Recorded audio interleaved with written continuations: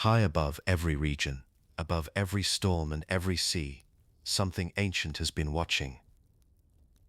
Not a god in the traditional sense, not a weapon, not a myth passed down by word of mouth alone, but a living force woven into the very atmosphere of the planet.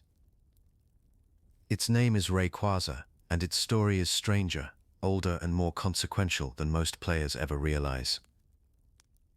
Born from the very elements of the atmosphere, Rayquaza's story is woven into the fabric of ancient myth and modern discovery alike.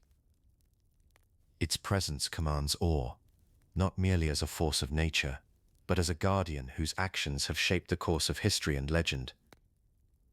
From its mysterious beginnings in the ozone layer to its role as a mediator between titanic forces, Rayquaza's narrative unfolds across many generations, touching the lives of those who witness its rare appearances. It has been revered by civilizations, sought after by trainers, and depicted in countless tales that blend wonder with reverence. The stories surrounding Rayquaza speak of balance and guardianship, of intervention in times of crisis, and of a power that lies just beyond the reach of ordinary understanding. As the guardian of the skies, Rayquaza stands apart, linked not only to the natural world but to the beliefs and hopes of those who look upward for guidance. Its legend has been carried forward by civilizations that looked to the sky and saw something watching back. And with every appearance, every intervention, the question of what Rayquaza truly is only deepens. This is the complete lore and history of Rayquaza. Chapter 1: Origins of Rayquaza. Close your eyes and let your body settle. Take a slow breath in, and then let it go. There is nothing you need to do right now. Just listen, and let the words carry you somewhere quiet and far away. High above the clouds, far beyond the reach of ordinary skies, there exists a layer of the atmosphere where almost nothing lives. The air is thin. The light is different. And yet, according to Pokémon legend, something vast and ancient makes its home there. Rayquaza drifts through the ozone layer, traveling paths that no human eye is said to have ever traced. Pokédex entries describe it as virtually never seen from the ground. It moves through a part of the world that feels almost separate from everything below. What sustains a creature in such a remote and silent place is itself a remarkable detail. Rayquaza is said to consume meteoroids as it flies. These small fragments of space rock drift into the upper atmosphere, and Rayquaza absorbs them, storing their energy within its body. The Pokémon Alpha Sapphire Pokédex notes that many meteoroids exist inside it at any given time, fueling its continued existence far above the surface of the world. There is something quietly astonishing about that. A living creature, nourished by fragments of space, circling endlessly in a layer of sky most living things will never know. Researchers looking into Rayquaza's unique qualities discovered something else within it. An internal organ, referred to as the Mikado organ, appears to function similarly to a megastone. This organ became significant when scientists tried to understand why Rayquaza seemed to differ from other Pokémon in its evolutionary path. Its origins and its anatomy are intertwined in ways that set it apart from nearly everything else in the Pokémon world. Long before any of this was studied or recorded in research, other people had already built a whole understanding of Rayquaza. The Draconid people, a group with deep ties to dragon-type Pokémon, have carried traditions about Rayquaza for generations. Their stories describe a time in ancient history when a series of meteors fell and struck the land where their ancestors made their home. As those meteorites landed, a rainbow light spread across the area. And from somewhere above, Rayquaza descended. The Draconid people understood this descent as a response. They called it their savior. They gave it the name Dragon Lord, and they referred to it with reverence as Lord Rayquaza. That moment, passed down through the years, became the foundation of their relationship with the sky above them. Rayquaza's age makes this reverence feel even more layered. Pokédex entries from Pokémon Omega Ruby suggest it has lived for hundreds of millions of years, placing it among the most ancient Pokémon described in the series. Whatever the Draconid people witnessed in that ancient moment was not the beginning of Rayquaza. It was simply one point along a much longer, quieter existence. The Sky Pillar, a structure tied to Rayquaza's regional mythology, holds connections to both the creature and to something described as a rainbow stone. The Draconid people have deep roots with that place, though exactly how it came to be is not fully known. What carries through all of these stories is a consistent image. Rayquaza is not simply a powerful creature. It occupies a different kind of position. Regional myths treat it as a guardian force, something whose presence helps hold the natural world in a kind of equilibrium. The Draconid people, according to in-game accounts, traditionally offered prayers for Rayquaza's return during moments of crisis. That detail says a great deal. A community that calls on a single being in its most difficult times is a community that understands that being is something more than ordinary.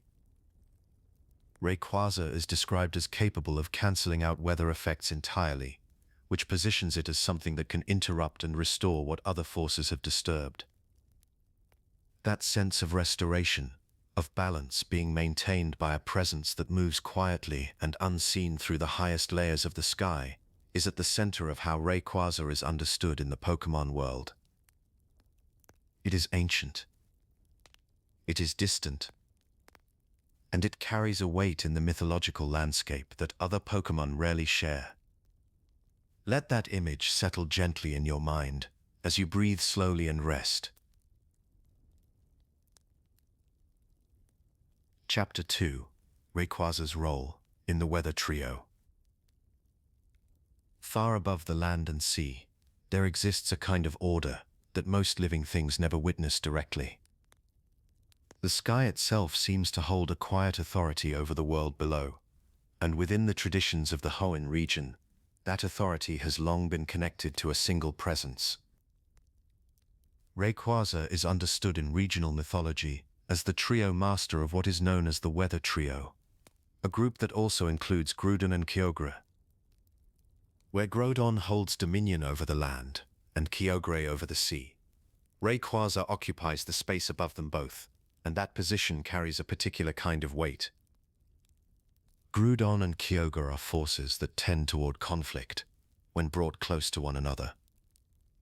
Their powers pull in opposite directions, one expanding landmass and drought, the other flooding the world with endless rain.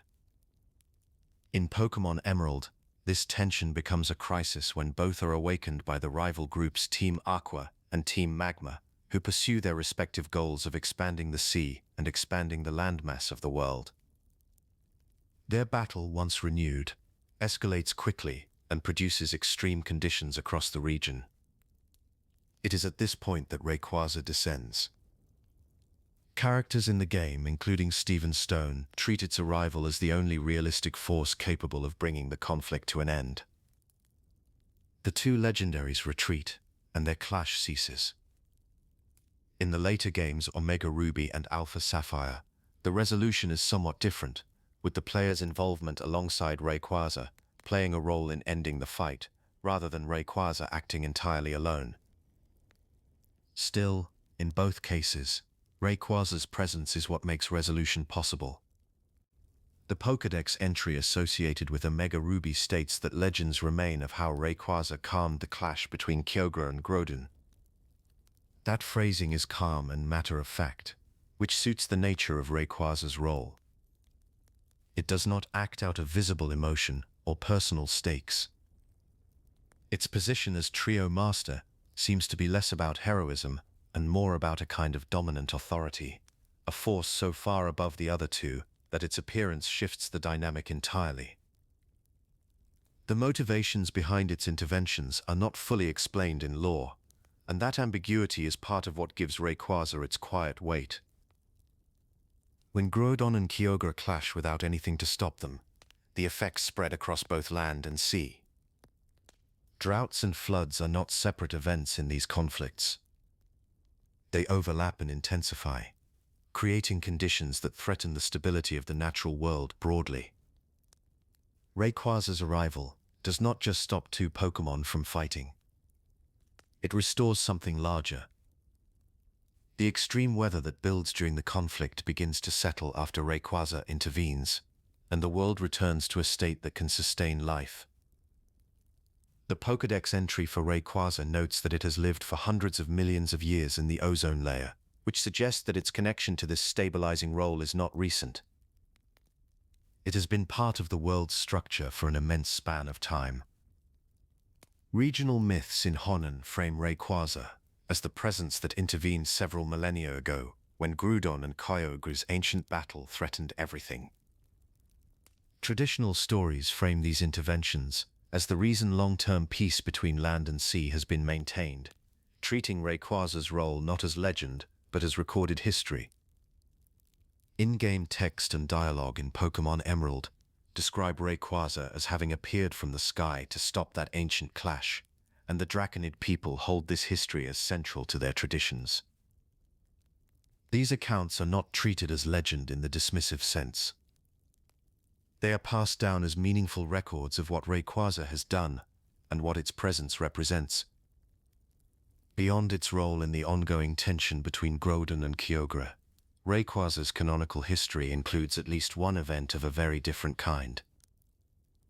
The Delta episode extends its authority into a context that has nothing to do with the ancient rivalry below, a meteoroid on a collision course with the planet, and Rayquaza as the only force capable of stopping it. This places its power in a context that extends beyond mediation between two other legendaries. It suggests that Rayquaza's authority in the sky carries consequences for the world in ways that go past any single conflict. That broader reach is part of what regional mythology treats with such quiet reverence. Breathe slowly. Let your thoughts settle, like the calm that follows a long storm. The world below the sky tends to find its balance again. Chapter 3: The Sky Pillar Legend. The Sky Pillar does not announce itself. It simply rises, stone over stone, until the air thins and the Hoenn region below becomes something distant and small. It was built with a single purpose in mind. According to Draconid tradition, the structure was constructed to reach closer to Rayquaza's home in the ozone layer. It was not meant to bring Rayquaza down to Earth, but to bring the prayers and records of the people closer to where their Dragon Lord already lived. The Draconid people are deeply connected to the Sky Pillar. They shaped it as a sacred site. Along its surfaces, they carved murals that record Rayquaza's feats. These images were not decorative. They were a form of documentation, a way of preserving the memory of what Rayquaza had done, and what it might do again. The murals serve as a quiet visual record left behind by a people who understood that some things deserved to be remembered in stone. The Draconids also carried a particular piece of knowledge that set them apart from other communities in the region. They understood the role of a meteorite, holding something called infinity energy, a force connected to Rayquaza's power. The Draconids positioned themselves as guardians of that knowledge, responsible for understanding how to summon and empower Rayquaza when the time came. The Sky Pillar was central to that responsibility. Within Draconid stories, the Sky Pillar is described as the site where prayers are offered using the light of the meteorite. These prayers were understood as a way of calling Rayquaza, of reaching across the distance between the ground and the sky.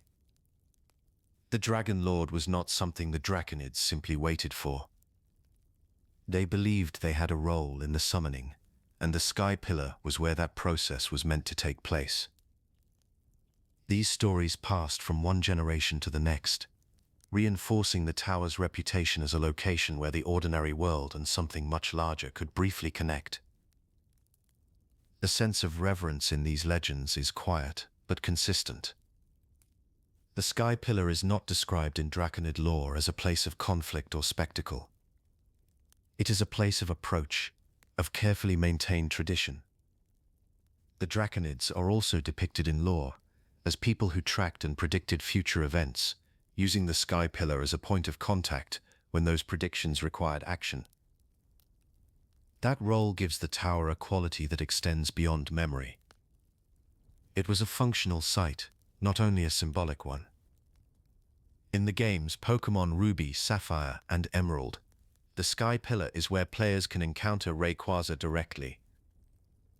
In Emerald specifically, Rayquaza descends from the Sky Pillar to intervene in the conflict between Groudon and Kyogre, traveling to Sootopolis City rather than acting from the tower itself.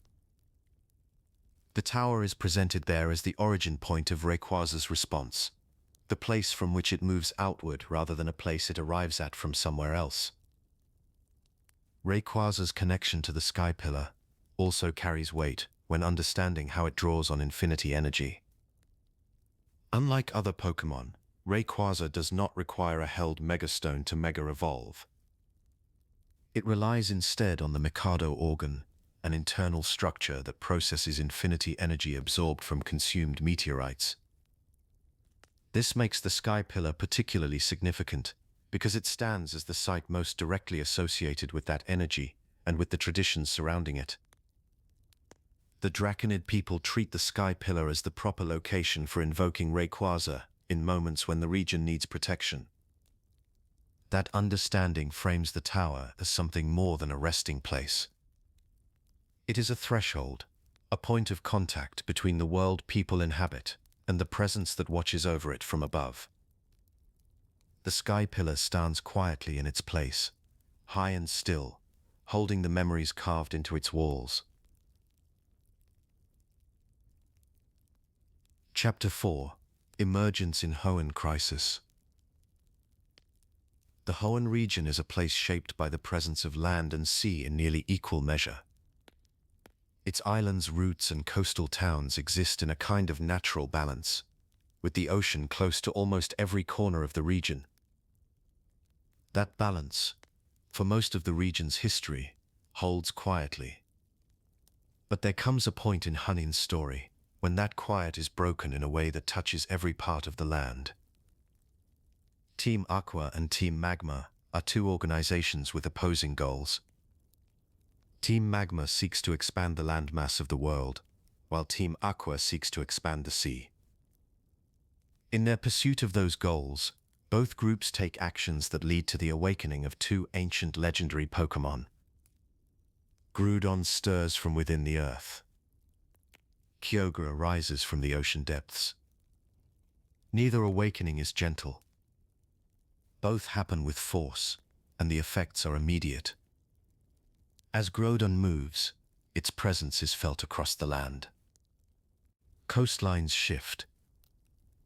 Deserts spread into terrain that had once been green. Kyogre's influence runs in the opposite direction. Rain falls without ceasing across wide areas. The sea swells. Low-lying ground disappears under rising water. The weather over Hoenn becomes erratic and severe in ways that have no recent comparison. The two legendary Pokémon are not simply present in the region. They are actively reshaping it.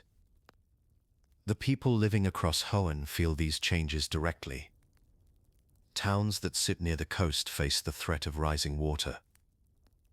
Communities further inland deal with the heat and dry conditions spreading from Groudon's territory. Reports come in from across the region about collapsing coastlines, unstable weather patterns, and habitats that are deteriorating rapidly. Both the games and the anime depict this period as one of fear and uncertainty, with cities and routes caught between two forces that neither humans nor most Pokémon appear to have any means of addressing. The conflict between Groudon and Kyogre does not pause or moderate on its own. It intensifies. The longer the two clash, the more the region destabilizes around them. This is the state of Hoenn, when something descends from the sky. Rayquaza comes down from high in the upper atmosphere, where it has existed far above the surface of the world. Its arrival carries no subtlety. The moment it appears, the presence of something with a different kind of authority enters the situation. Groudon and Kyogre, locked in escalating conflict, appear to register Rayquaza's arrival. Their attention shifts. The balance of the confrontation changes. In the anime, Rayquaza is shown moving directly into the conflict, not holding back from either of the two legendary Pokémon. It wields powerful attacks and positions itself as a force that neither Groudon nor Kyogre can simply disregard. The extreme weather conditions that the two had been generating begin to weaken as Rayquaza asserts itself. Its capacity to suppress those effects is part of what makes its intervention feel meaningful. It does not just arrive and observe.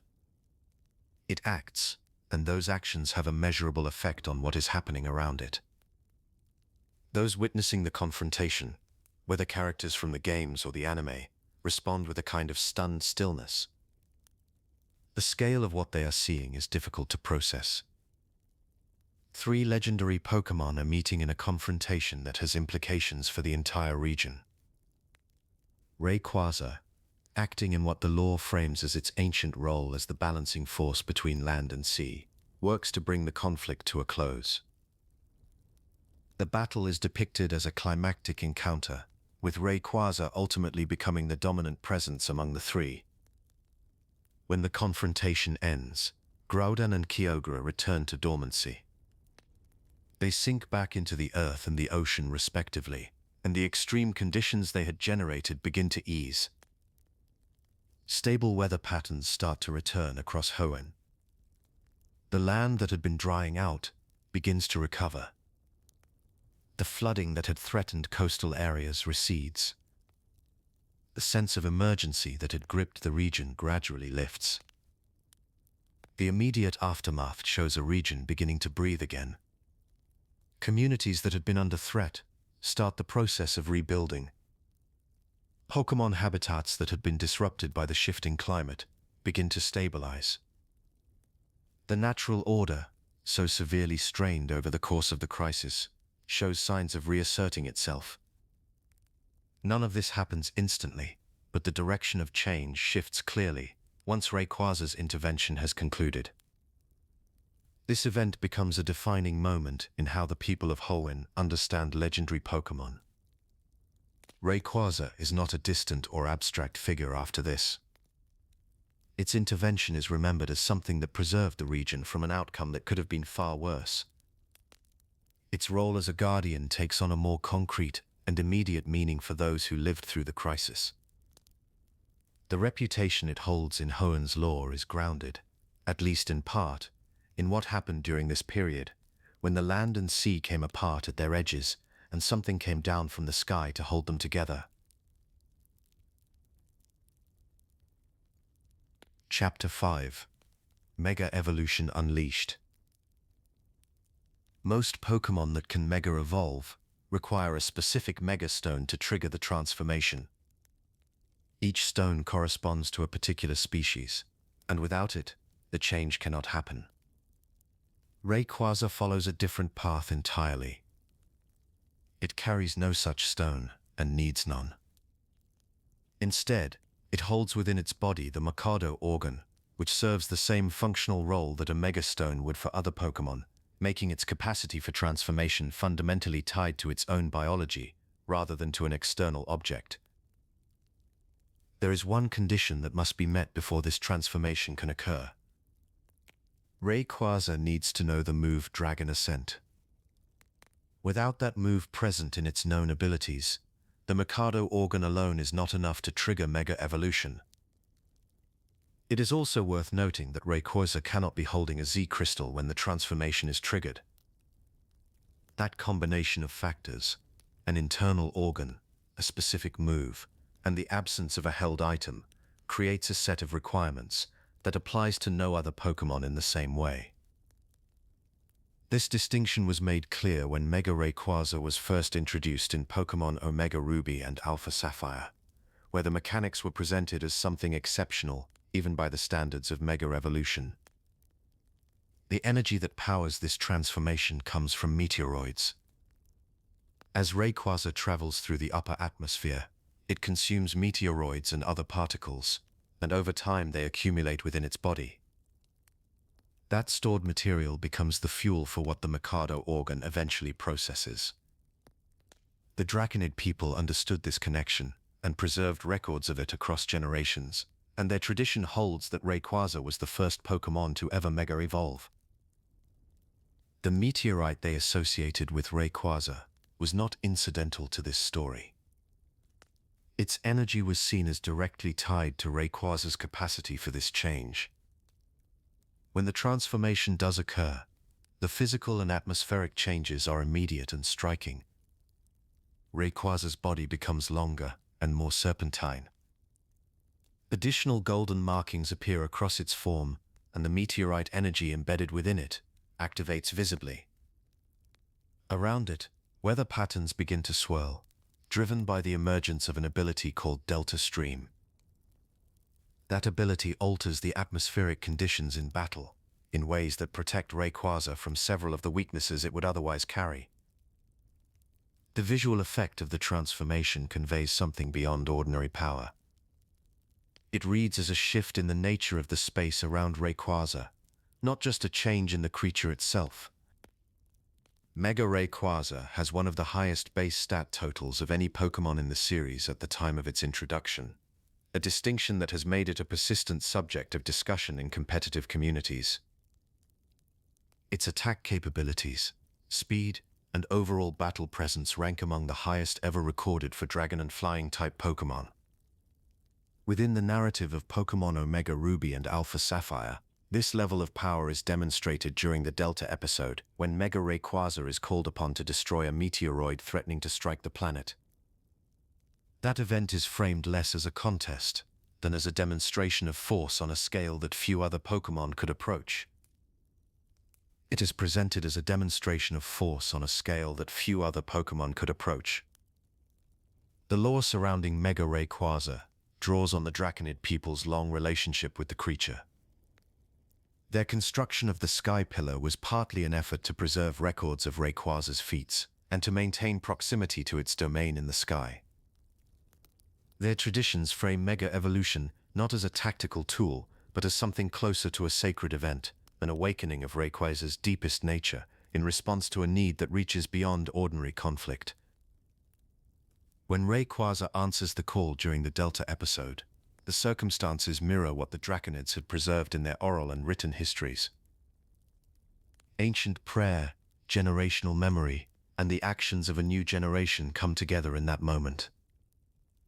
Within the broader mythological framework of Hoenn, Mega Evolution places Rayquaza in a category apart from other legendary Pokémon. Its transformation is described in terms that carry weight beyond competitive strength. The themes present in the Delta episode lore, sacrifice, cosmic guardianship, and the bond between human generations and a divine protector give Mega Rayquaza a narrative gravity that extends past the mechanics of battle. The Draconids believed they were watching the fulfillment of something ancient when Rayquaza reached this form. That sense of completion, of a protector becoming fully what it was always meant to be, sits quietly at the center of how Mega Rayquaza is understood in the Pokémon world. Chapter 6: Rayquaza in Modern Pokémon Lore. Rayquaza has been part of the Pokémon world for a long time.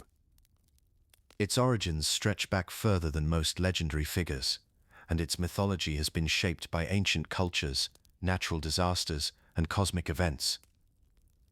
But its story has not stayed fixed in the past. Modern Pokémon titles continue to find new ways to bring Rayquaza forward, placing it at the center of events that feel both new and deeply rooted in what came before. The Delta episode in Pokémon Omega Ruby and Alpha Sapphire remains one of the clearest examples of this. After the events of the main storyline, players are drawn into a separate crisis, a giant meteor on a collision course with the Hoenn region. Rayquaza is identified as the answer to this threat. The story calls on it, not as a background presence, but as an active protector summoned specifically to intercept and destroy the incoming object. This framing places Rayquaza at the intersection of ancient tradition and immediate catastrophe. The meteoroids it has consumed across its long existence are the very source of the energy that allows it to mega-evolve, a capacity established not through any external item but through its own biology. In that moment, everything accumulated over hundreds of millions of years is directed toward a single purpose. Because Rayquaza already knows Dragon Ascent, the internal organ that drives its transformation activates, and the mega-evolution follows. An additional restriction was introduced alongside the Z crystal system, preventing this transformation if Rayquaza holds a Z crystal, which quietly acknowledges that its power exists within a broader system of game balance, even as the law positions it above ordinary limitations. Outside of mainline games, Rayquaza carries a recognizable visual identity that makes it well-suited to media appearances. It is a large green serpentine Pokémon bearing yellow fin-like appendages and red-tipped edges along its body. That silhouette is distinctive enough to communicate its identity immediately, even to audiences unfamiliar with its backstory. The Pokédex lists it at number 384 and classifies it as the Sky-High Pokémon, a designation consistent with every aspect of how the franchise has positioned it. In the 2015 film Hooper and the Clash of Ages, Rayquaza appears as one of several legendary Pokémon summoned through Hooper's rings, confronting the unbound form of Hooper, reinforcing its image as a legendary defender rather than a passive symbol. In earlier animated appearances connected to legendary events in the sky, it functions in a similar way, arriving as a looming and protective figure rather than a character driven by dialogue or personal motivation. The Draconid people, through their lawkeeper tradition, understood Rayquaza's role in transformation as something ancient and singular. Their belief that Rayquaza was the first Pokémon ever to mega-evolve gives it a pioneering status, unlike any other legendary Pokémon within this tradition. Their belief that Rayquaza was the first Pokémon ever to mega-evolve gives it a pioneering status that no other legendary Pokémon holds within this tradition. That belief shapes how Rayquaza is positioned, not just within Hoenn's culture, but within the broader history of Pokémon transformation itself. Rayquaza's cross-media presence extends into the trading card game, spin-off titles, and promotional campaigns, giving it a footprint comparable to legendary figures like Mewtwo and Lugia. Its appearance in the 2004 film Destiny Deoxys depicts it attacking Deoxys upon that Pokémon's arrival via meteor above Antarctica, an encounter that establishes its territorial instinct well before the Delta episode formalized that role in the games. That territorial instinct, the impulse to protect and defend the sky as its domain, is consistent across its appearances, regardless of the format. It connects the ancient mythology built around Rayquaza to the way modern storytelling continues to use it. What makes Rayquaza endure across so many formats is a combination of visual clarity, narrative utility, and the weight of the lore accumulated around it. It belongs to the group of super ancient Pokémon, alongside Groudon and Kyogre, and that primordial classification continues to carry weight across every new context it enters. That status, earned through both canon detail and long franchise history, is what allows each new appearance to feel like a continuation, rather than a repetition. The mythology holds because it was built carefully, and modern Pokémon storytelling continues to draw from it without exhausting it. Chapter 7: Guardianship and Protection Themes. There is something steady and enduring about the way Rayquaza is portrayed across the Pokémon world. It does not seek attention. It does not appear often.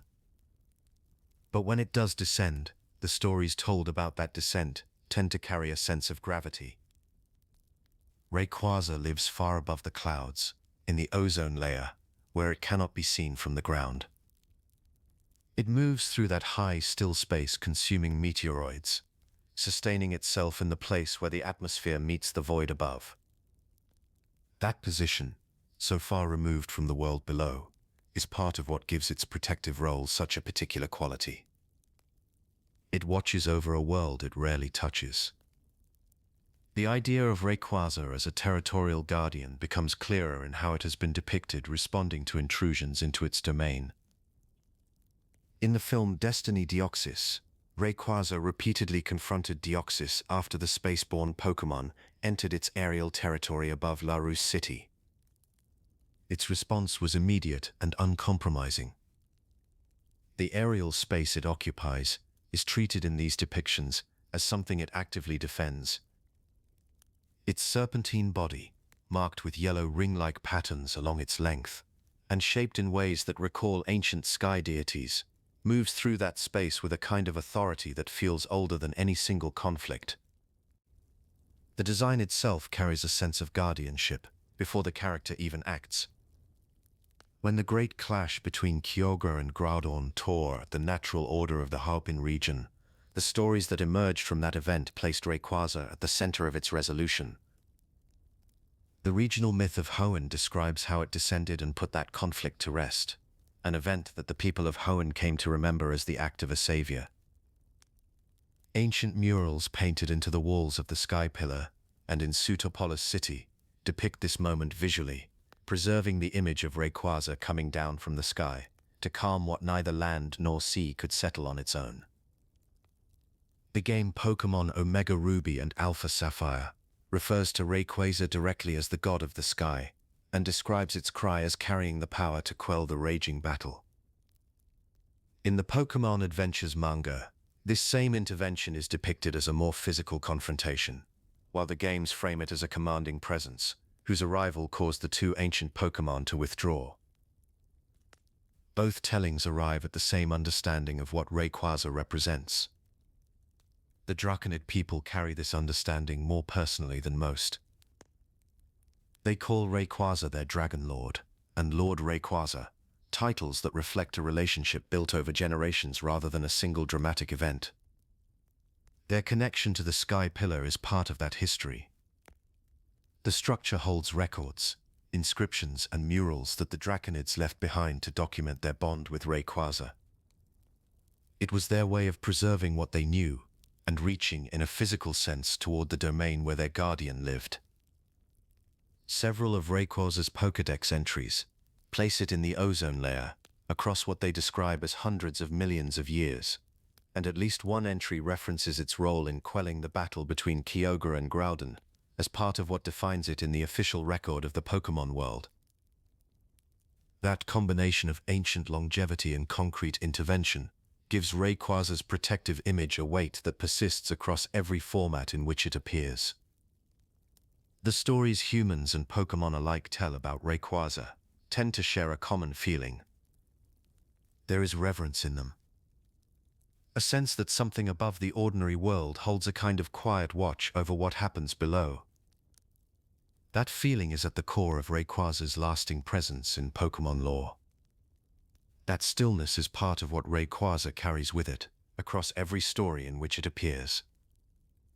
A guardian that rarely descends, watching from a place the world below cannot reach.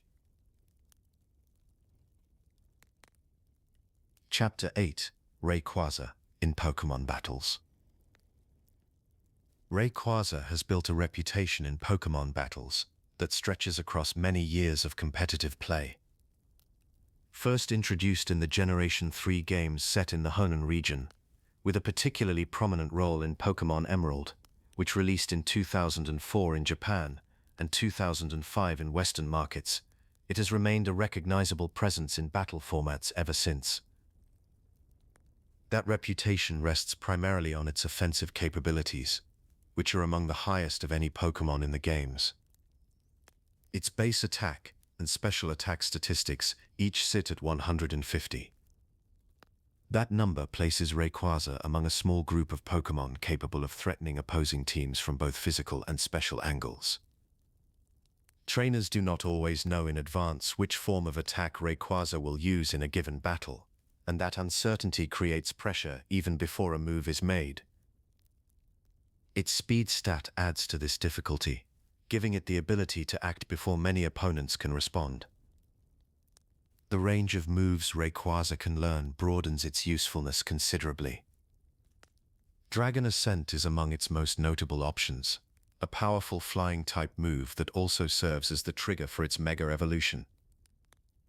Beyond that, Rayquaza can run Extreme Speed, a priority move that allows it to strike before opponents regardless of speed. Dragon Dance offers the option to raise both attack and speed over the course of a battle, and V-Create, a fire-type move of significant power, adds a coverage angle that many opponents may not anticipate.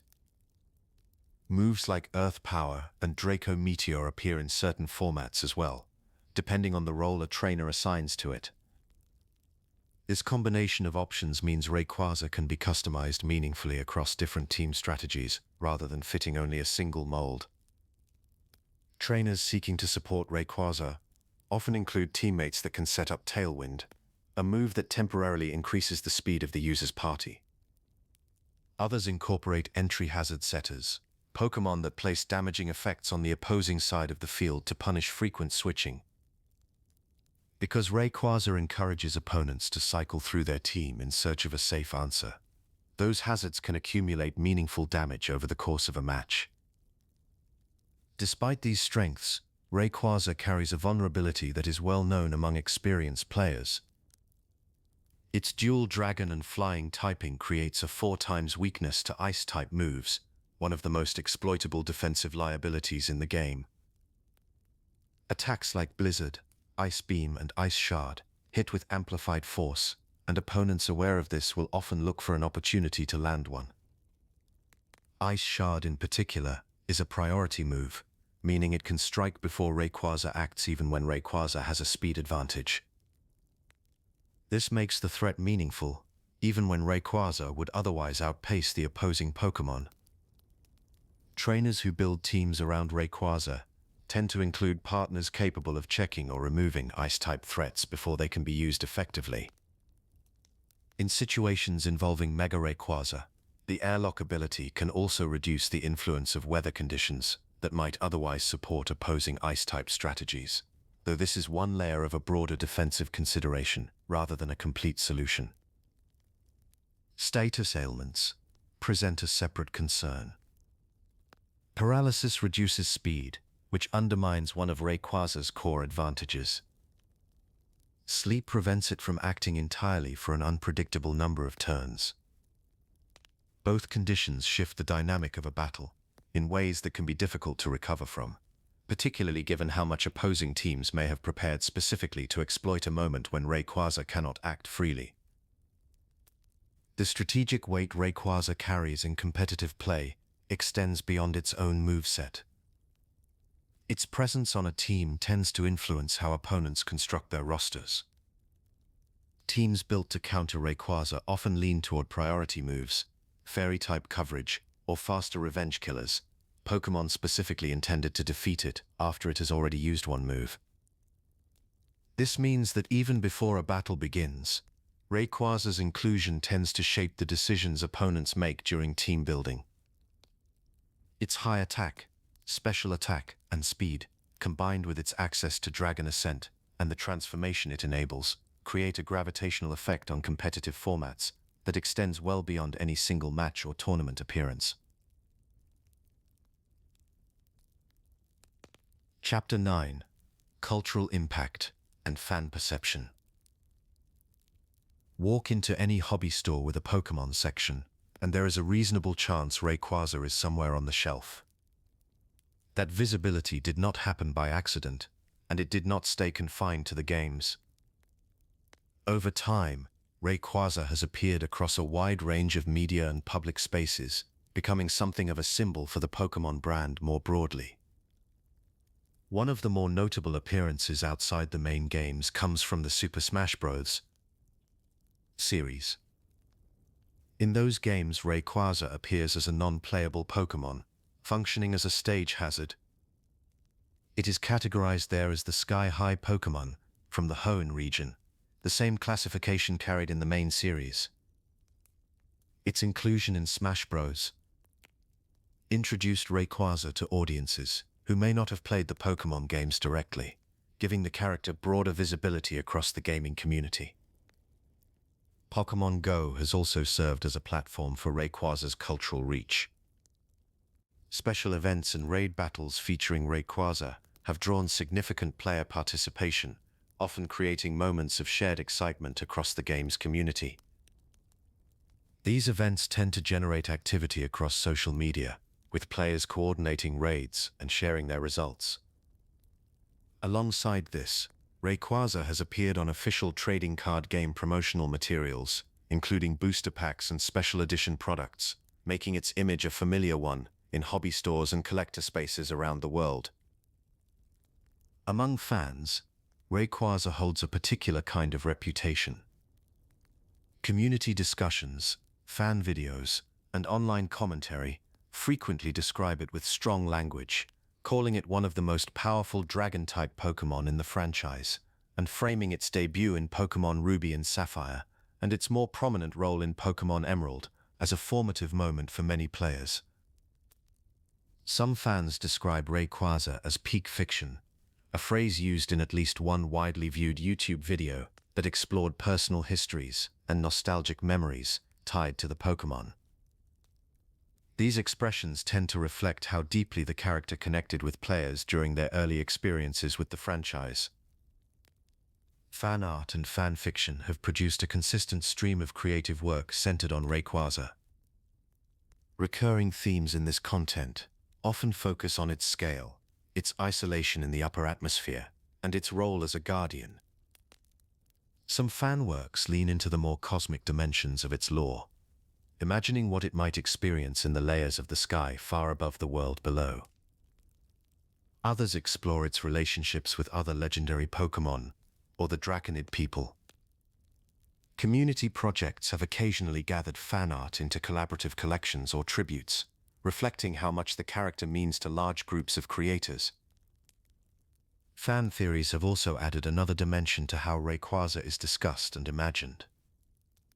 One area of speculation centers on the Mikado organ, the internal structure connected to its transformation. Some fans have drawn attention to the word Mikado itself, linking it to Japanese imperial symbolism associated with a heavenly emperor. This interpretation adds a layer of cultural meaning to Rayquaza's space-related identity, with some fans suggesting that its design may carry intentional resonance with ideas of divine authority over the sky. These discussions tend to generate engagement because they sit at the intersection of lore and cultural analysis. Another thread of fan discussion focuses on Rayquaza's atmospheric diet. While it is canonically described as consuming water particles and other substances found in the ozone layer, some fan videos have used this detail to build a broader interpretation of its role. In these readings, Rayquaza's diet becomes connected to its function as a guardian, suggesting that consuming what exists in that region is part of how it maintains its presence there and repels threats from outer space. The theory extends the existing lore without contradicting it, which may be part of why it has found a receptive audience. These layers of fan engagement, spanning merchandise, media crossovers, community creativity, and active speculation, suggest that Rayquaza occupies a space in popular culture that goes well beyond its in-game statistics or story appearances. It has become a character that people return to, interpret, and reimagine across many different contexts, and that ongoing engagement is part of what keeps its presence in the community feeling alive and active. Chapter 10: The Rayquaza Mystery, Origins Unveiled. Rayquaza has been a presence in the Pokémon world for what official sources describe as hundreds of millions of years. That number appears in the Pokédex entries for Pokémon Omega Ruby and Alpha Sapphire, and it places Rayquaza in a category of age that stretches far beyond anything most living creatures can meaningfully relate to. Yet for all that implied age, The question of how Rayquaza first came to exist, and how it first came to inhabit the ozone layer, is not answered clearly in any single official source. Different accounts exist, and they do not always point in the same direction. The Draconid people, whose cultural connection to Rayquaza runs deep through generations of oral tradition, carry a story about a celestial event. According to the account passed down through their community and acknowledged in Omega Ruby and Alpha Sapphire through Zinnia, a meteorite once crashed near their ancestral home. The light emitted during that event was associated with Rayquaza's descent from the sky. After that moment, the Draconid people came to regard Rayquaza as their savior, a figure that had come to them from somewhere above. What the tradition does not clarify is the exact mechanism of that descent. The narrative frames it as a response, but whether that response was instinctive, divine, or the result of some other force is left unresolved. The Pokédex entries offer a different kind of account, one that is less mythological and more observational. They describe Rayquaza as a creature that lives in the ozone layer and feeds on meteoroids for sustenance. The official Pokémon website echoes this, noting that Rayquaza flies perpetually through that upper atmospheric layer, consuming space debris. These descriptions suggest that the ozone layer is not a place Rayquaza travels to occasionally, but rather its permanent home and its primary environment. What these entries do not address is how Rayquaza came to live there in the first place. The scientific framing and the mythological framing coexist without contradicting each other directly, but they also do not combine into a single coherent origin story. This absence of contradiction is worth sitting with for a moment. The Draconid oral tradition and the Pokédex descriptions occupy different registers of explanation. One is cultural and rooted in a specific historical event. The other is biological and ecological. Neither one explains the other. The game designers appear to have allowed both to exist simultaneously, which means the listener is left with two partially complete pictures, rather than one fully resolved account. That tension may be intentional. The gap between them is where much of the mystery lives. Among the interpretations that have developed around Rayquaza's origins, the idea of divine or semi-divine formation tends to draw support from the Draconid account. The framing of Rayquaza's appearance as a response to prayer and the emission of light from a meteorite carries a tone of sacred causation. Something happened, something was seen, and Rayquaza came. The relationship between those events implies intentionality, even if the official sources stop short of confirming it. Meanwhile, the biological evidence in the Pokédex, the feeding habits, the atmospheric habitat, the longevity, points towards something that emerged through natural processes over an incomprehensible span of time. Both readings are supported by canon material, and both are undermined by the silence that surrounds the most direct questions about origins. Rayquaza's status as a deity figure, recognized not just by the Draconids, but also by the broader Hoenn population that knows it as the sky-high Pokémon, adds another layer to this unresolved picture.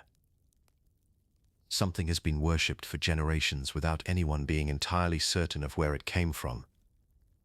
The reverence exists. The creature exists. The origin does not. There are questions that linger here, with no clear resolution. The Pokédex places Rayquaza's presence in the ozone layer across hundreds of millions of years, but the Draconid legend does not anchor its first descent in any specific era. The oral tradition uses broad historical framing, rather than a fixed date, which means the event Zinnia describes could have occurred at almost any point in that vast span of time. Whether Rayquaza descended once and never returned to wherever it came from, or whether the Draconid event was simply the first recorded encounter, is something the official sources leave open. What remains is a figure whose age is stated, but whose beginning is not. The biological facts accumulate without pointing backward to a source. The mythological account describes an arrival without explaining what preceded it. These read less like oversights in the lore and more like deliberate openings, spaces left unfilled that allow the creature's history to feel genuinely ancient and genuinely unknowable. The ozone layer is a long way up. Whatever happened there, and however long ago it happened, stays quietly out of reach. Chapter 11. Rayquaza's Symbolism in Pokémon Mythology. Rayquaza holds a particular place in Pokémon mythology that goes beyond its power or its habitat. It is understood, across multiple sources, as a symbol of harmony. This symbolism is not incidental. It is woven carefully into how the games, the anime, and official lore describe what Rayquaza does and what its presence means for the world around it. The most consistent symbol attached to Rayquaza is that of a peacemaker. Pokédex entries across several games describe Rayquaza as the force that halted the ancient clashes between Kyogre and Groudon. Multiple Pokédex entries across the series record that legends remain of Rayquaza putting these conflicts to rest. This language is worth sitting with for a moment. It frames Rayquaza not as a combatant, but as a resolution. Its intervention is remembered not for the force it used, but for the calm that followed. That atmosphere of restored quiet is central to how Rayquaza functions as a symbol. When it appears in moments of crisis, its arrival tends to mark the point at which chaos gives way to stillness. This role as a harmonizing presence is reinforced in the Emerald storyline, which presents Rayquaza as a powerful counterpart to both Groudon and Kyogre, capable of subduing either when their raging battles threaten to overwhelm the natural world. The Delta episode in Omega Ruby and Alpha Sapphire extends this further, showing that even in their primal forms, Rayquaza remains the figure that quells the conflict. The symbolic implication across all of these sources is that no escalation of their power places the outcome beyond Rayquaza's reach. Peace, in the mythology of Hoenn, is something that Rayquaza makes possible. Beyond its role as a mediator, Rayquaza carries a broader symbolic association with natural order and equilibrium. The official descriptions in Omega Ruby and Alpha Sapphire depict it as a sky Pokémon that has long watched over the world from the upper atmosphere, with its ongoing presence framed as part of what keeps natural forces from veering into extremes. Its home in the high atmosphere places it above both the land domain of Groudon and the sea domain of Kyogre. That positioning is not incidental in the mythology. It places Rayquaza at a point of perspective and authority over both, a location from which balance can be observed, and when necessary, restored. The ability Airlock, which neutralizes weather effects in battle, has been read by game descriptions as reflecting this balancing role. When Rayquaza Mega evolves, Delta Stream alters atmospheric conditions in a way that shifts the environmental forces active in a battle. These mechanics carry symbolic weight that extends the mythology into gameplay. The sky in Rayquaza's lore is not a neutral space. It is a position of responsibility. Rayquaza occupies it, and in doing so, it holds something in place that might otherwise collapse. The Draconid people give Rayquaza's symbolism its most developed mythological form.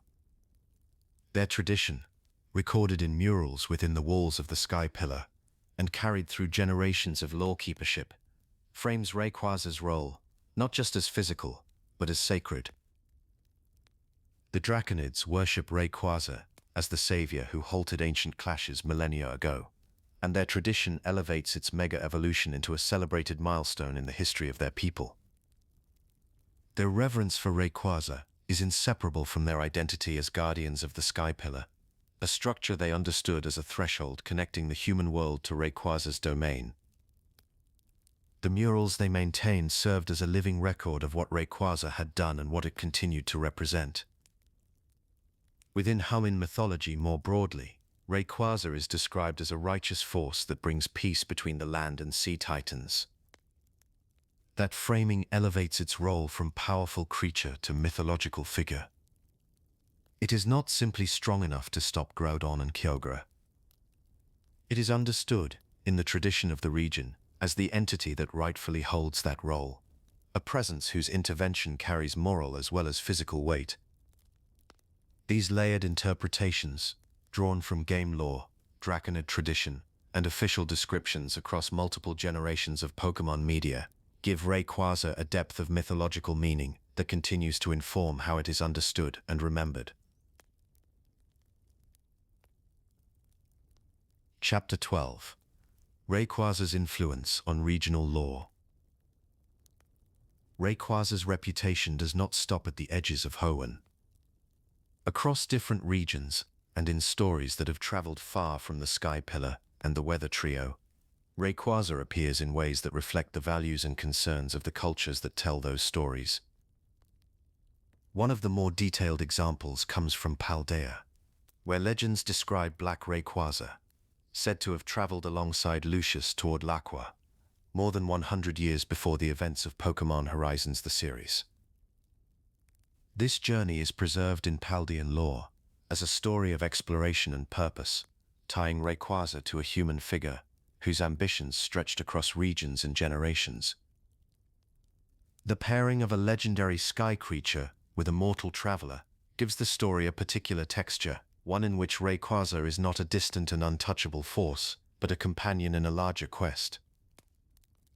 Within Paldea itself, Black Rayquaza is also shown resonating with a Pokémon called Arboliva in a forest near Ozone. The scene suggests some form of communication or signal being passed between them, though the precise nature of that exchange remains open to interpretation. What the moment does convey is a sense of Rayquaza as a creature with connections that extend into the natural life of a region far from its known atmospheric home. Its presence in Paldean forests and its link to local Pokémon give it a grounded quality within that region's lore, different from the remote sky deity figure, familiar to Hoenn traditions. Stories that cross from Paldea toward Laqua tend to place Rayquaza in situations involving cooperation and protection. In pre-series lore connected to Pokémon Horizons the series, Rayquaza is described as helping to gather and escort 6 legendary Pokémon, referred to as the 6 heroes, during the journey toward Laqua. Among those heroes were Moltres and Gouging Fire. The act of assembling these figures and guiding them across regions adds a dimension to Rayquaza's cross-regional identity that emphasizes alliance rather than solitary authority. In a separate account from the same body of lore, Rayquaza is said to have frightened off thieves who attempted to steal Terrapagos, reinforcing a pattern in which Rayquaza intervenes specifically to shield something or someone vulnerable. That protective reflex appears consistently across different tellings, even as the specific setting and cast of characters change. What happened in Laqua itself is depicted in HZ-1-3. When the Lacrium Core posed a threat, Rayquaza joined with the assembled heroes in efforts to neutralize it. The event is characterized in Paldean legend as a moment of restoration, with Rayquaza participating in the purification of a corrupted force alongside Pokémon connected to that land. This framing of Rayquaza as a participant in collective healing, rather than a singular conqueror, shapes how the region remembers and reveres it. An explosion during this event was reportedly heard as far away as Pericarp Town, and Rayquaza is described in legend as ascending into the sky in the aftermath. The reach of that sound across distant locations became part of how the story spread, linking multiple communities to a single shared moment, even if they experienced it from very different distances. After Laqua was sealed, Rayquaza's role shifted once more. Legends describe it helping to scatter and protect the 6 heroes, sending them out in different directions where they could remain safe. That act of dispersal is remembered in the lore as a form of guardianship, one that extended beyond a single event and carried consequences for a much wider geography. Different regions that received one of those heroes would over time develop their own stories about the Guardian who helped place that Pokémon there, Rayquaza's name and image would appear in those stories at varying distances from the original events, sometimes more prominent, sometimes reduced to a brief mention of a great sky creature that once passed through or intervened from above. The core identity remains recognizable across these variations.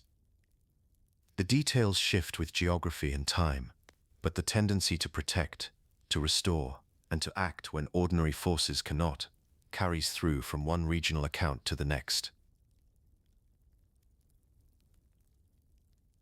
Chapter 13: Rayquaza in Legendary Encounters. Of all the places Rayquaza has left its mark across the Pokémon franchise, the main series games have produced some of its most recognizable and narratively consequential moments. In Pokémon Ruby and Sapphire, it could be found waiting at the top of the Sky Pillar, available to catch but carrying no active role in the story at that point. Its place in the narrative was largely passive in those games. That changed significantly when Pokémon Emerald gave Rayquaza a central purpose, positioning it as the force that would determine the outcome of a crisis that had grown beyond human control. In Pokémon Emerald, Team Magma and Team Aqua each awakened one of the two ancient titans, setting Groudon and Kyogre against each other near Sootopolis City. The conflict between them threatened the stability of the entire Hoenn region. Rayquaza, encountered at level 70 at the top of the Sky Pillar, descended to Sootopolis after the player traveled there and the in-game sequence was triggered, and descended to Sootopolis, where its arrival brought the battle between the two titans to a halt. The game marked this moment with in-game cutscenes that captured the weight of what was happening, presenting Rayquaza's arrival not as a routine event, but as something the story had been building toward. It also served as the version mascot for Pokémon Emerald, appearing on the box art and occupying the symbolic center of the game's identity. Pokémon Omega Ruby and Alpha Sapphire returned to Hoenn and expanded Rayquaza's role in a different direction through the Delta episode. Rather than mediating between Groudon and Kyogre, this storyline placed Rayquaza in confrontation with a threat from outside the planet entirely. A giant meteor was on a path toward Hoenn, and Zinnia, a lawkeeper connected to Draconid tradition, called upon Rayquaza to face it. The player joined in this effort, and Rayquaza used Dragon Ascent to Mega Evolve before destroying the meteor in an aerial confrontation high above the planet. The Delta episode framed this as a fulfillment of an ancient role, one that the Draconids had preserved across generations in anticipation of exactly this kind of event. Rayquaza's appearances in the Pokémon anime and films present a somewhat different portrait. In the movie Pokémon Destiny Deoxys, Rayquaza encountered the extraterrestrial Pokémon Deoxys, which had arrived by meteor. Rayquaza treated Deoxys as an intruder, entering its domain in the upper atmosphere, and responded with force, engaging it in a sustained and intense conflict. Human characters witnessing the battle, including a boy named Tori and the researchers around him, reacted with fear and awe rather than familiarity. They did not treat Rayquaza as something approachable or manageable. To them, it was an overwhelming natural force, operating entirely on its own terms. The film framed its territorial aggression as the lens through which its protective qualities were understood. Its conflict with Deoxys, while driven by instinct and domain rather than deliberate choice, contributed to the broader perception of Rayquaza as a defender against threats arriving from beyond the world. This distinction between the game and film portrayals carries some weight. In the main series games, Rayquaza is a legendary Pokémon that trainers can encounter and catch, eventually joining a player's team. In Destiny Deoxys and other animated appearances, it remains entirely sovereign. It cannot be caught, directed, or negotiated with. It simply acts according to its own nature, and that nature happens to align at times with the preservation of order. These encounters, taken together across games and film, have shaped how Rayquaza is remembered and celebrated in the broader culture surrounding Pokémon. That reverence, as established in the Draconid oral tradition, finds its grounding in exactly these kinds of events: the intervention at Sutopolis, the legends of planetary defense, and the accumulated weight of a cultural memory that has kept Rayquaza central to their identity across generations. Those same commemorative instincts extend into the trading card game and dedicated Mega Evolution merchandise, each of which signals the same institutional recognition the franchise has maintained for Rayquaza across product lines. The events from Pokémon Emerald and the Delta episode tend to surface most often in community discussions as the moments that gave the character its most substantial and emotionally resonant narrative weight. That reputation, built through a handful of pivotal story appearances, has proven remarkably durable across multiple console generations and continues to shape how many new audiences first encounter the character. Chapter 14: The Science of Rayquaza, Ozone Connection. Rayquaza is described across multiple Pokédex entries as living in the ozone layer, far above the clouds. From the ground, it is rarely if ever visible. Its presence in that part of the atmosphere is not incidental.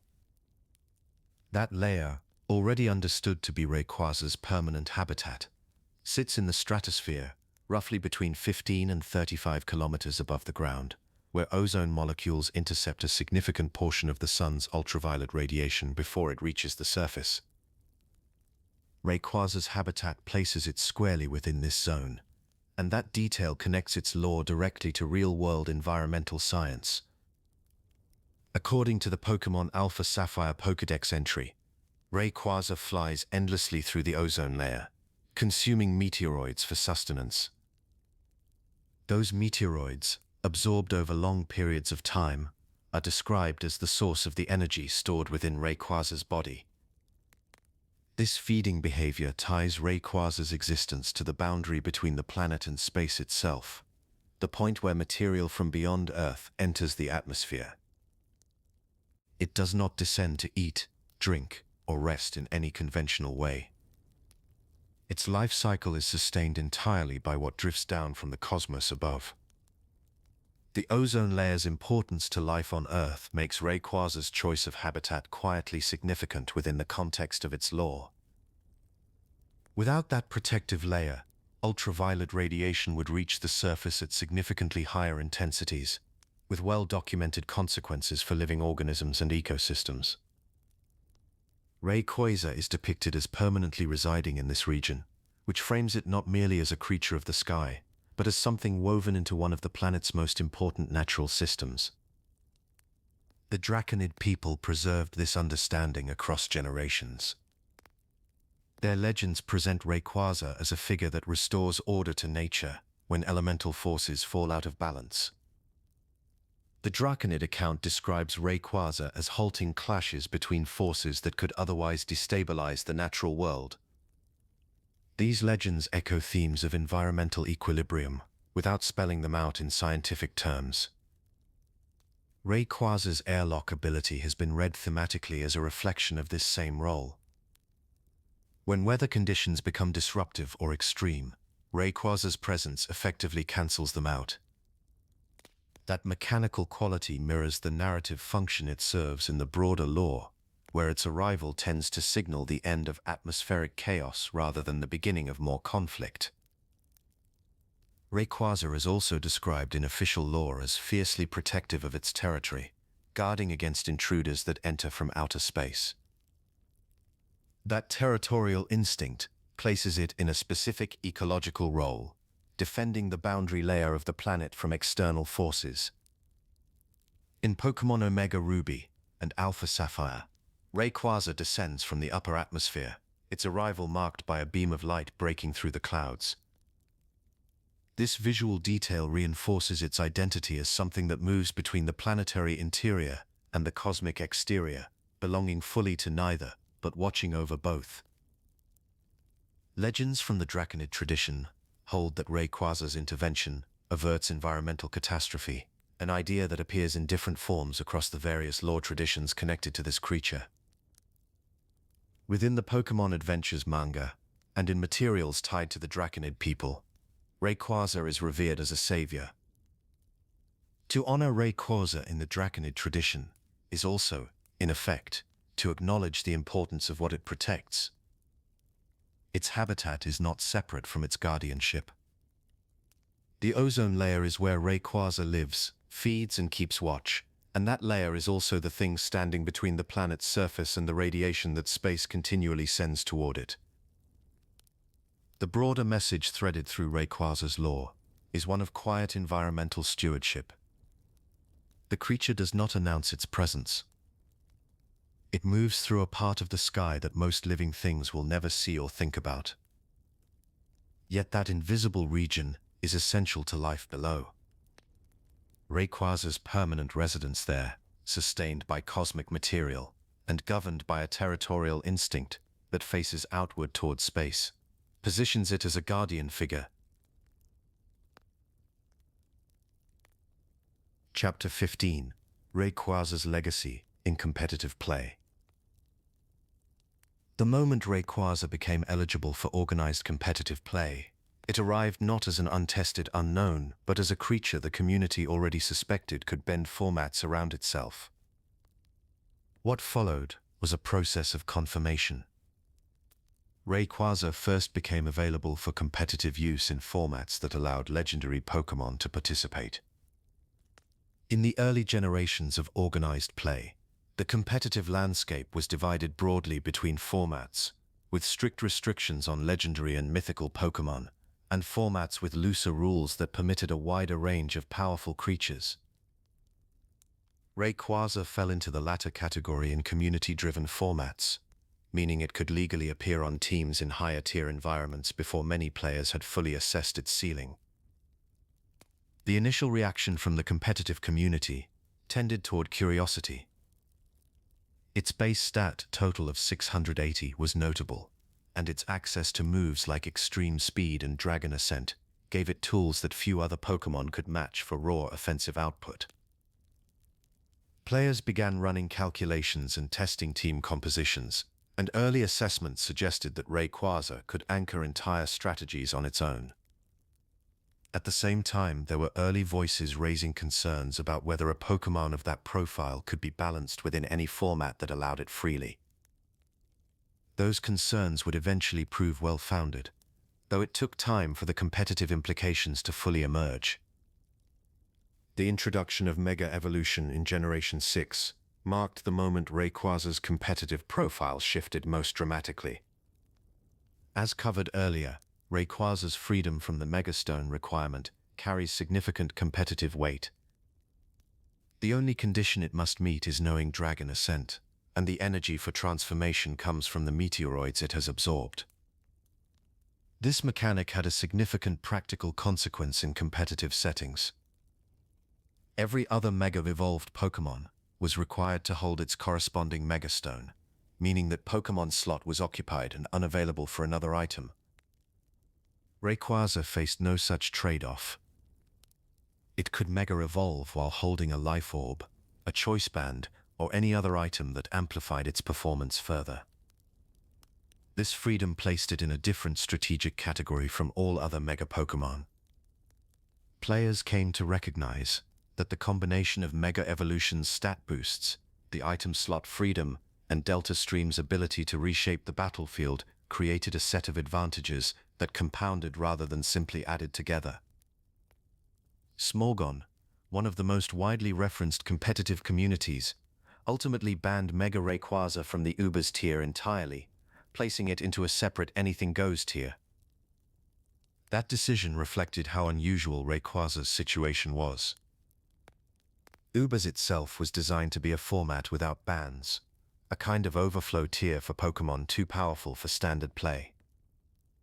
Placing Mega Rayquaza beyond even that threshold signaled that its competitive profile was genuinely without precedent in the community's framework at that time. Strategies built around Rayquaza evolved alongside these assessments. Players exploring its offensive capabilities found that the combination of Extreme Speed, a move with elevated priority that allows Rayquaza to strike before faster opponents, with V Create's raw damage output created an answer to a wide range of threats.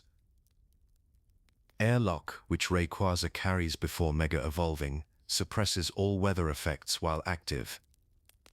This made it particularly valuable on teams facing weather-reliant opponents, since its presence alone could neutralize strategies built around sand, rain, or sun, without requiring additional support moves. Teams constructed around Mega Rayquaza often focused on removing opposing threats quickly, rather than building defensive structures, leaning into the offensive weight the transformation provided. The official video game championship format, organized by the Pokémon Company, has handled Rayquaza through a different rule set than community-based formats.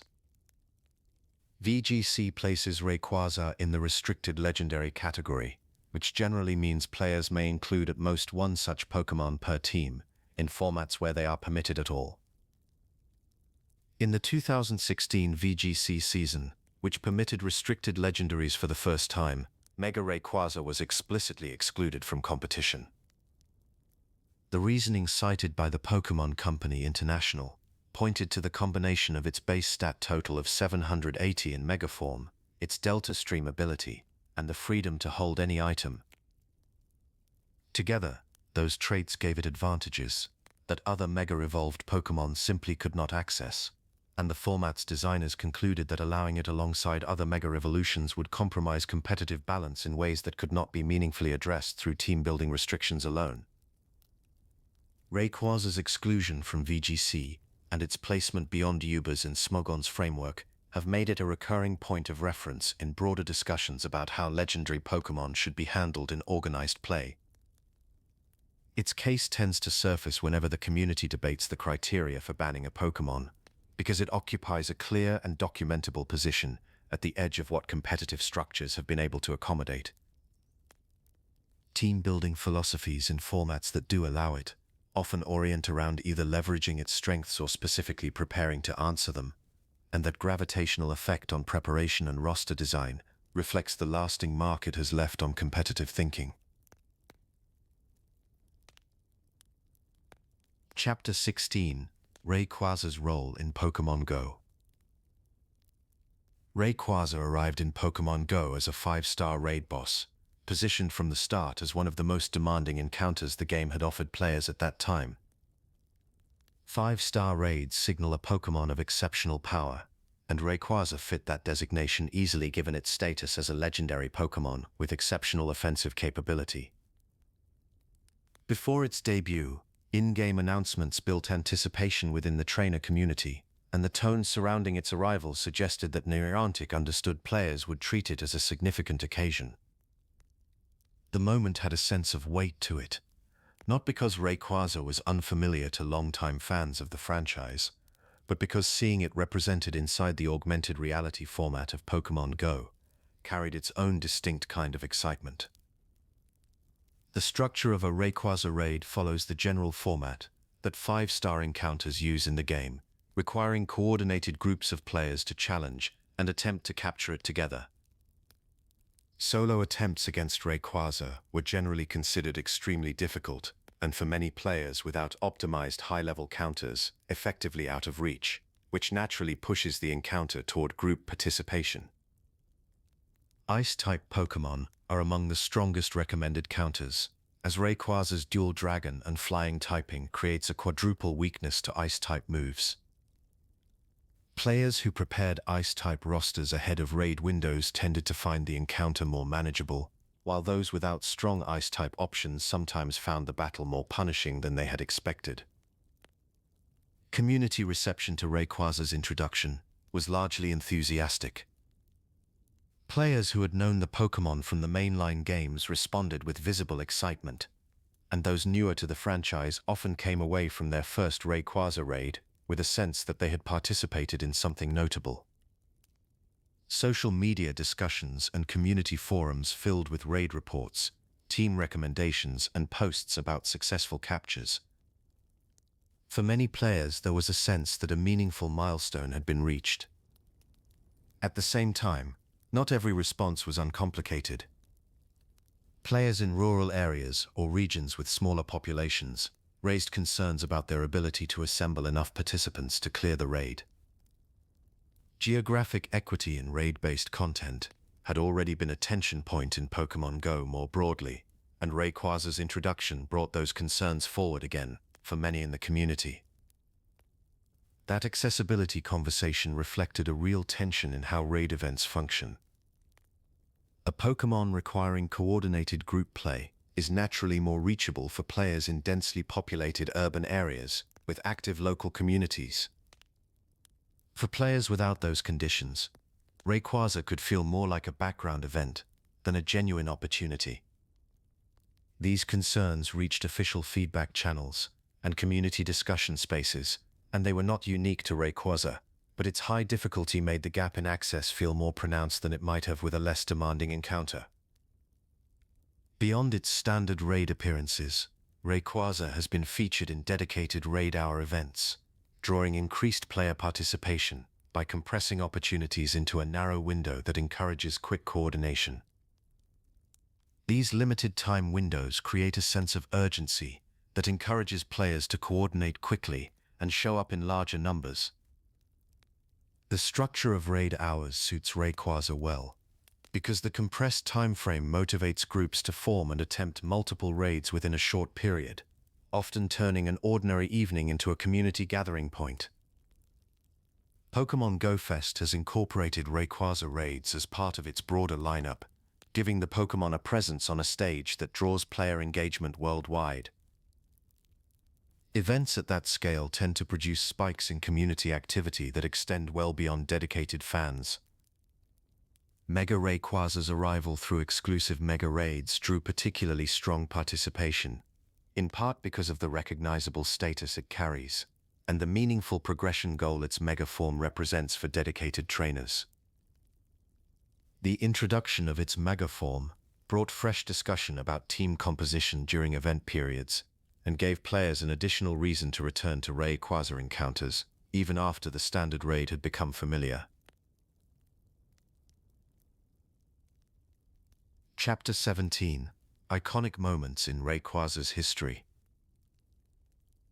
Some Pokémon accumulate a reputation slowly, through repeated appearances and gradual familiarity. Rayquaza built its differently, through a sequence of moments so distinct in scale and atmosphere that each one tends to stay with the people who encountered it.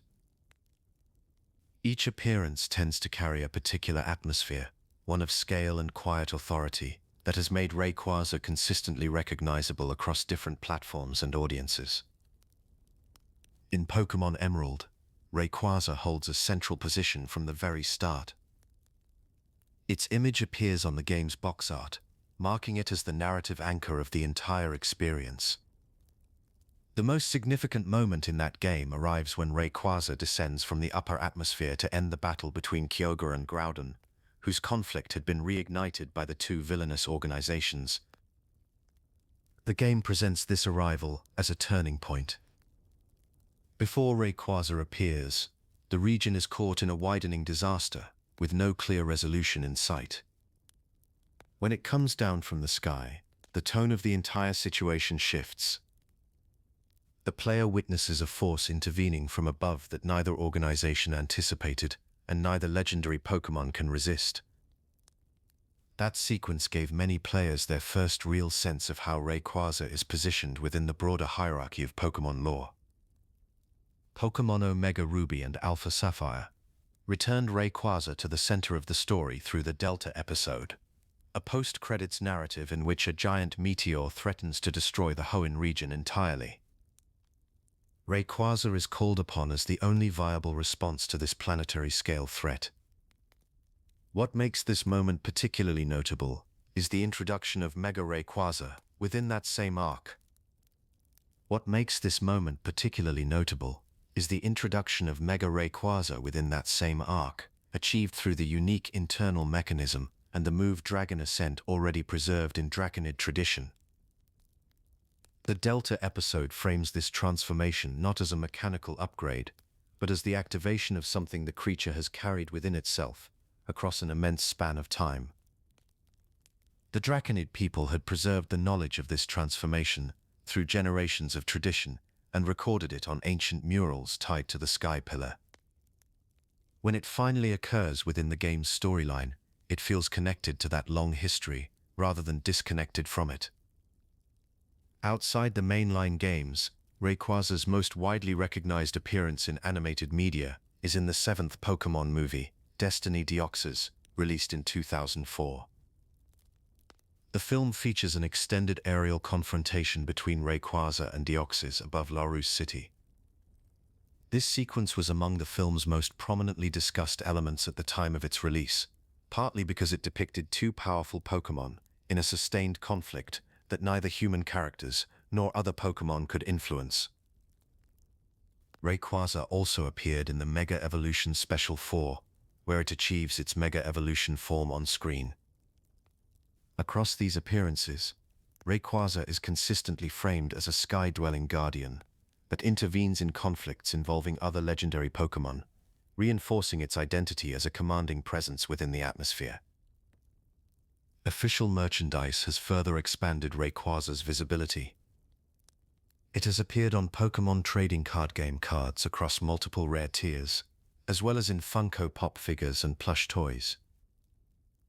Promotional materials for Omega Ruby and Alpha Sapphire placed particular emphasis on its Mega Evolution form, making that image one of the more recognizable visual representations of the Pokémon during that period of the franchise. What connects these moments across different platforms is a consistent visual and narrative motif.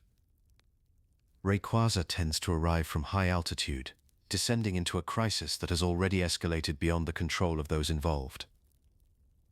Its yellow, eye-like body markings appear consistently across games, the anime, and the Mega Evolution specials, giving it a visual identity that remains stable even as the specific context changes. The Draconid people recorded many of its feats on murals and treated it as a savior of the Hoenn region across generations. That cultural weight, preserved and transmitted through their traditions, gives Rayquaza's appearances a sense of historical depth that tends to make each new encounter feel like part of a longer story, rather than an isolated event. Its reputation as an iconic guardian figure in the Pokémon universe rests on the accumulation of these moments, each one adding a layer to an identity that has proven durable across many years and many different audiences.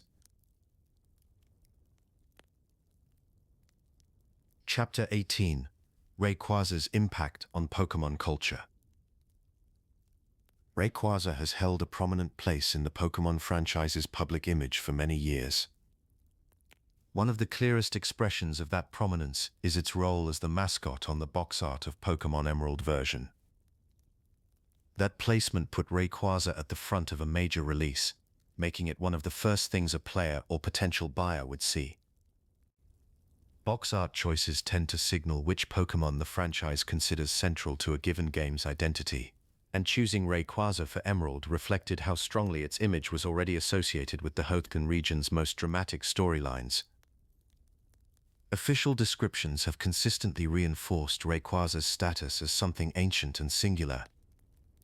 The Pokédex on Pokémon.com describes it as flying forever through the ozone layer and consuming meteoroids, language that positions it not as a creature tied to any one town or route, but as a permanent feature of the sky itself. That framing has carried over into how Rayquaza is presented across merchandise lines. Toys, apparel, and trading card sets have returned to Rayquaza regularly, treating its silhouette and coloring as immediately recognizable symbols of legendary status. Its appearances on rare card tiers reflect the same thinking. Rayquaza tends to be placed where the franchise wants to signal that something significant is being commemorated. Marketing around events like the Delta episode in Omega Ruby and Alpha Sapphire leaned into Rayquaza's role as a planetary-scale figure, presenting it in promotional materials as the only force capable of meeting a threat from space. That kind of narrative positioning, where Rayquaza stands apart from ordinary Pokémon, has proven effective at generating anticipation among both returning players and those encountering the character for the first time. The consistency of this image across decades of releases has helped Rayquaza maintain visibility in a franchise with an enormous cast of characters. Within fan communities, Rayquaza's influence has taken on a different but equally durable form. The Black Rayquaza storyline in Pokémon Horizons, the series, introduced new dimensions to its mythology, particularly through the revelation that it had traveled with Lucius 100 years before the events of the series. That historical layer gave fans material to work with beyond what the main games had established, and community responses included fan art, written fiction, and online discussions exploring what those century-old adventures might have looked like. Rayquaza's later appearances in key story locations throughout Horizons, arriving alongside other heroes, reinforced its reputation as a figure whose returns carry weight, and each new appearance tended to produce fresh waves of creative engagement. Polls and social media conversations within the Pokémon fan community have regularly placed Rayquaza among the most popular legendary Pokémon across generations of players. Its appeal tends to cross age groups, drawing in fans who first encountered it in Emerald as children, and newer fans who came to it through Horizons or through trading card collecting. That cross-generational reach is part of what makes Rayquaza a recurring presence in community gatherings and themed events, where it frequently appears as a recognizable image even for attendees who may not have followed every game in the series. The symbolic weight that Rayquaza carries within Pokémon mythology extends beyond any single game or episode. In Hoenn mythology, it is remembered as the force that halted the ancient clash between primal powers and forced them into stillness, an act understood in regional tradition as restoring nature's equilibrium rather than simply winning a fight. The Draconid people formalized this understanding through the title of Lord Rayquaza, recording its feats on murals at the Sky Pillar, and treating its history as communal heritage rather than individual legend. Their tradition also holds that Rayquaza was the first Pokémon to Mega Evolve, a status marked through those same murals and through the cultural practices of generations of lore-keepers. Rayquaza's motivations within the lore have generally been portrayed as mysterious rather than openly stated. That ambiguity allows its guardianship to feel earned rather than declared. Whether appearing in anime episodes, in-game cutscenes, or the kind of ancient mythology preserved by the Draconids, Rayquaza tends to arrive without explanation and depart the same way. Its symbolic role as a counterpart to Groudon and Kyogre, holding the middle ground between land and sea, power and rest, carries through these appearances without needing to be restated each time. That quiet consistency is likely one reason its presence in Pokémon culture has remained steady across so many years of new releases and shifting audiences.